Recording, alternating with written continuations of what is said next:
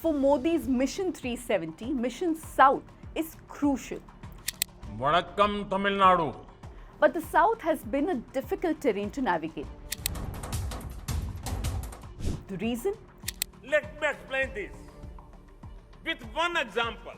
One simple way to look at it is that in many parts of the South, Hindu-Muslim conflict is not very strong. And the BJP is seen largely as a Hindi-espousing northern party and RSS as an adversary by regional parties. और वैसे मैं ये बोलूँगा तो चुनाव में मेरा नुकसान भी हो सकता है. In this episode, I look at two questions. What is the BJP's strategy for the South? And how many seats is the BJP expected to win? Let me explain.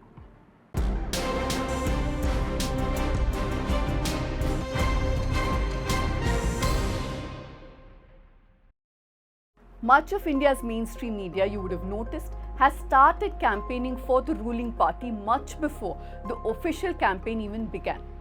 For over a decade, I too worked with these news channels, and then I decided that if I really need to be independent, then I need to work with an organization that is independent. But what does that mean to you? I'll give you a quick example. In this video, I can just falsely claim that BJP will win all 130 seats in the South. In fact, I can say they'll win more than 130 as well. Or I can research, analyze, and tell you what their strengths and challenges really are. The choice is yours. So become a paid TNM subscriber so that journalists like me can continue bringing you honest journalism and not just peddle propaganda. There's no BJP government in any southern state. And this can be oversimplified as just the north-south divide.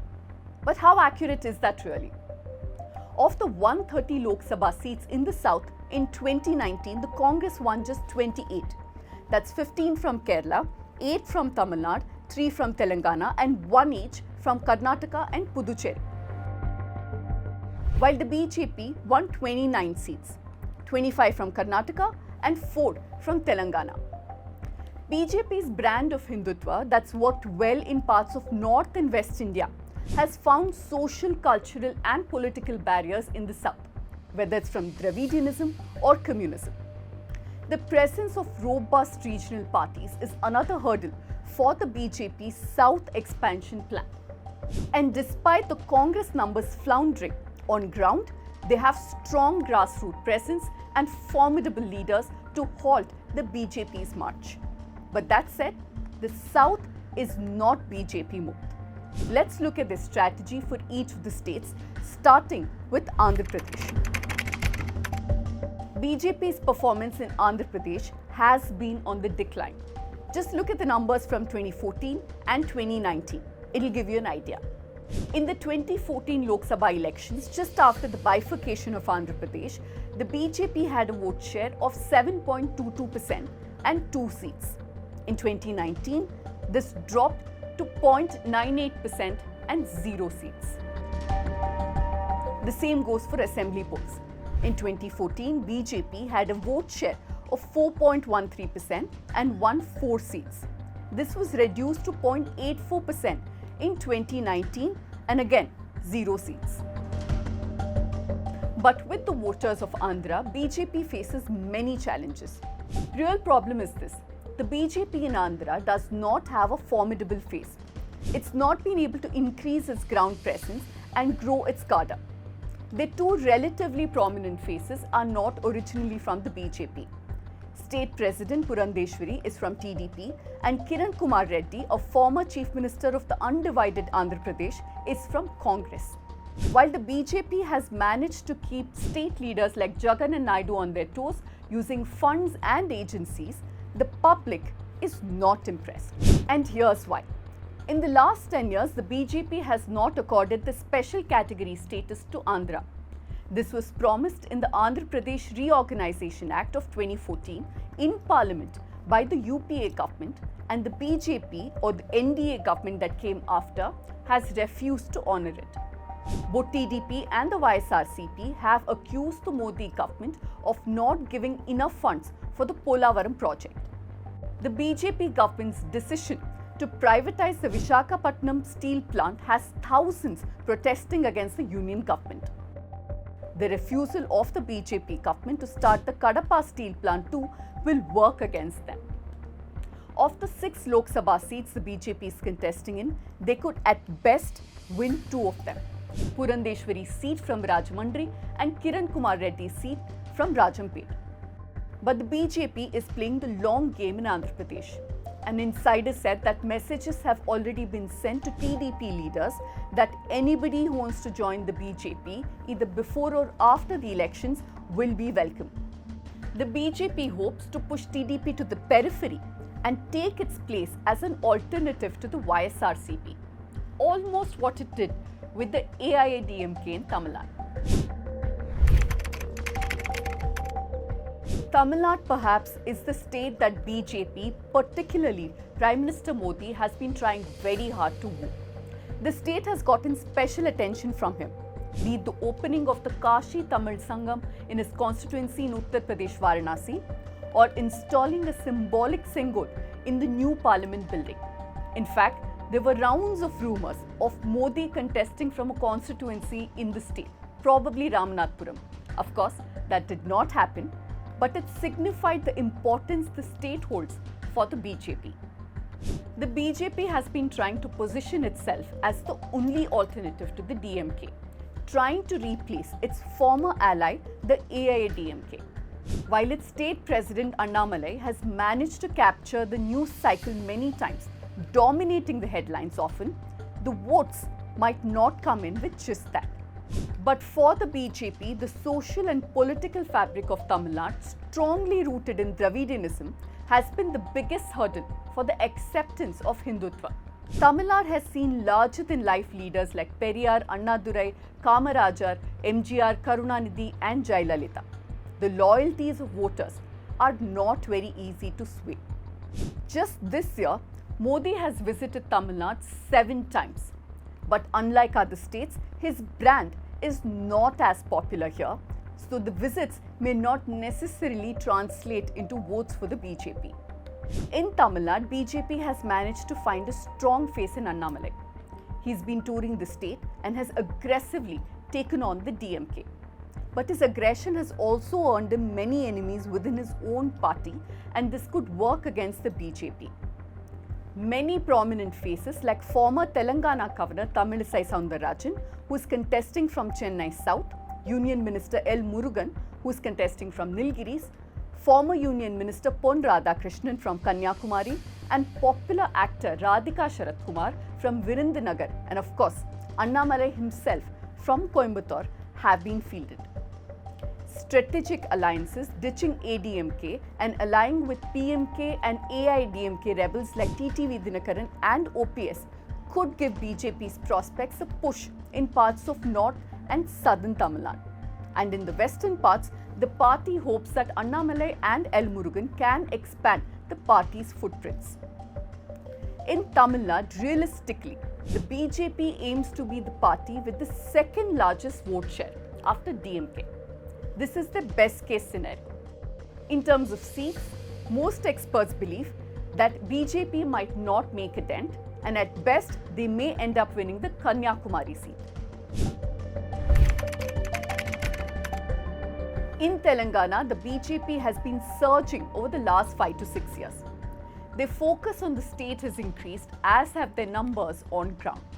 Like in the northern states, BJP has found a historical context to push their anti-Muslim agenda in Telangana, using stories of Nizam and Razakars, many times even fabricated. The BJP has played the communal card repeatedly. They've used the AIMIM and Asaduddin Owaisi as a foil for their communal politics, and even targeted K. Chandrasekhar Rao's BRS for their alliance with MIM. 2 leaders who helped the BJP grow in the state are Kishan Reddy and Bandi Sanjay. Then there are rabble-rousers like Raja Singh and Dharmapuri Arvind, who bring the hardcore Hindutva voters to the party. Bandi Sanjay also, by the way, contributes here. This Lok Sabha elections, the BJP is expected to gain ground in Telangana at the cost of BRS. The Congress has grown in strength and numbers after the assembly election win, and the space ceded by the BRS will be occupied by both the Congress and the BJP. In many seats, a bipolar contest is expected between Congress and the BJP.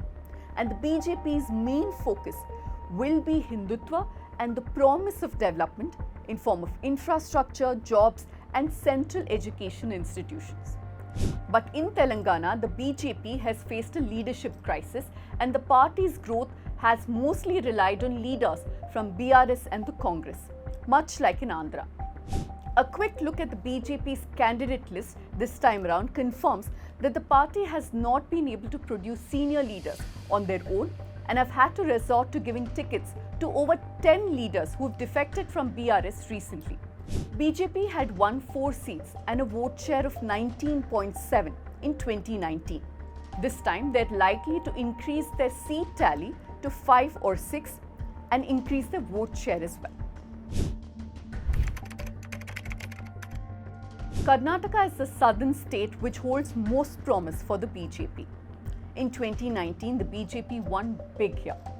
Capitalizing on the Modi wave, the party won 25 out of the 28 Lok Sabha constituencies. But replicating that level of success this time around will not be easy for the BJP. There are a number of challenges that the party is already facing here in the state. A Congress government in power, intense internal conflicts within BJP, and an alliance with the mercurial JDS. To beat any kind of anti-incumbency, over a dozen fresh faces have been brought in by the party. Like in the Mysore Kodagu seat, where Pratap Simha, the sitting MP, was facing a lot of anti-incumbency and the wrath of the party workers and voters. The BJP brought in Shobha Karanlaje, who faced resistance from party workers in the Udupi Chikmagalur seat, was shifted to Bengaluru North. The Karnataka growth story for the BJP predates the Modi-Shah era. A combination of caste leaders, social engineering, and communal politics leveraging local insecurities has given the BJP a leg up in the state. And since 2014, the Modi factor too has worked, especially in urban pockets like Bengaluru. This time, in areas where the BJP is weak, like the old Mysore region, they're relying on the JDS to do the heavy lifting. The Congress ticket distribution, where more than half the candidates belong to families of leaders, has also come as a blessing for the BJP. So while a repeat of 25 seems difficult, possibly even unlikely, the BJP is still expected to trump the Congress. The party alone could win about 15 to 17 seats, and its ally, the JDS, could win 2 or 3 seats more. Karnataka is one of the battleground states in India, along with others like Maharashtra and West Bengal. The News Laundry and the News Minute have a joint subscription where we have many verticals. You, the viewer, have the power to choose what topic interests you and you can contribute accordingly. There is a vertical for battleground states. You can check that out and see if you want to contribute.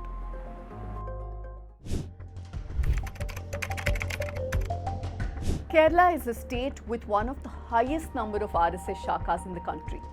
Over 5,000 of them, which is more than many states in the Hindi heartland, more than even Gujarat. But still, the BJP has not had much success here. Why is that? BJP leader O. Rajgopal was asked this once before, and his reply was that it's because of the high literacy rate in Kerala. Some other reasons we could say are the strong roots of communism and a robust Congress party. Plus, in many ways, the Congress does occupy BJP's position in Kerala, a softer version that peddles soft Hindutva, and an alternative to the left-led LDF. The demography of Kerala, where minorities are present in large numbers, has also been a political impediment for the BJP. This time, a sitting union minister, Rajiv Chandrasekhar, has been pitted against Shashi Tharoor in Thiruvananthapuram. Well-known actor Suresh Gopi is contesting from Thrissur. In 2019, the BJP did not win a single seat of the 20 seats in Kerala, but its vote share was around 15.6%. That's fairly significant. Despite multiple rallies of Modi and other senior leaders scheduled, opinion polls say that BJP will not win any seats this time around too. At best, the party is expected to win just one seat, Suresh Gopi's Thrissur. BJP has been trying to consolidate the Hindus, but they've also been working Christians big time. PM Modi has also held meetings with leaders of the community many times. Issues like the love jihad, bogi and Islamophobia have been used by BJP in Kerala repeatedly. We've done many stories on this. We've put up some of the links in the description. Some of them are fantastic work, and I'd urge you to read that to get a complete picture of BJP's efforts. In fact, there's a big group of Christians who call themselves Chris Sangis in Kerala. But the support from churches has reduced for the BJP since the Manipur crisis. Churches no longer trust Modi and the BJP to look after their interests. The transfer of Christian votes from the Congress to the BJP might not be that easy. And like in other southern states, the BJP has been accommodating leaders from other parties in Kerala too. Children of two former Congress chief ministers, A.K. Antony's son Anil and K. Karunakaran's daughter Padmaja Venugopal, have joined BJP more recently. But the party has been looking for a face that could help them capture the imagination of the voters, like Annamalai in Tamil Nadu. The News Minute primarily focuses on the south, and we have reporters spread across the 5 southern states, bringing you ground reports, special interviews, and also, of course, analysis. Make sure that you catch all our work and also contribute to our joint election fund.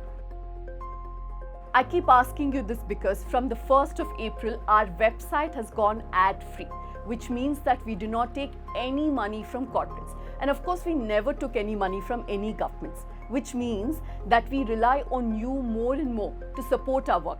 Because from our side, we promise you quality coverage of the Lok Sabha elections. And from you, we expect support. If you already are a TNM subscriber, what you can do is make sure you spread the word. Make sure your friends and families also become paid TNM subscribers. That's it from me for this week. Make sure you join us for a new episode of Let Me Explain next week.